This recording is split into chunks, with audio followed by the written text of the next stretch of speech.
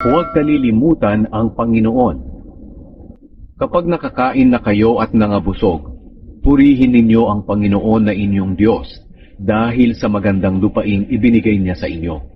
Ingatan ninyong huwag makalimutan ang Panginoon na inyong Diyos at huwag ninyong susuwayin ang kanyang mga utos at mga tuntunin na ibinigay ko sa inyo sa araw na ito. Kapag nakakain na kayo at nangabusog, at kapag nakapagtayo na kayo ng maaayos na matitirhan, at dumami na ang inyong mga hayop, pilak, ginto at mga ari-arian, siguraduhin ninyong hindi kayo magyayabang at lilimot sa Panginoon na inyong Diyos na naglabas sa inyo sa Ehipto, kung saan kayo inalipin. Ginabayan niya kayo sa malawak at nakakatakot na disyerto na may mga makabandag na ahas at mga alakdan. Walang tubig sa lugar na iyon, pero binibigyan niya kayo ng tubig mula sa bato.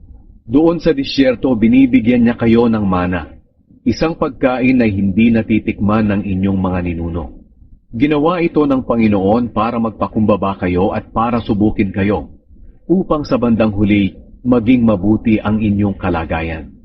Baka sabihin ninyo sa inyong mga sarili, sa pamamagitan ng sarili kong kakayahan at lakas, naging akin ang lahat ng kayamanang ito. Pero alalahanin ninyo na ang Panginoon na inyong Diyos ang siyang nagbigay sa inyo ng kakayahang maging mayaman at ginawa niya ito para matupad niya ang kasunduan niya sa inyong mga ninuno, katulad ng ginawa niya ngayon. Ngunit binabalaan ko kayo ngayon na kung kakalimutan ninyo ang Panginoon na inyong Diyos at susunod kayo sa ibang mga Diyos at sasamba kayo at maglilingkod sa kanila, siguradong malilipol kayo. Kagaya ng pagwasak ng Panginoon sa mga bansa sa inyong harapan, lilipulin din niya kayo kung hindi kayo susunod sa Panginoon na inyong Diyos.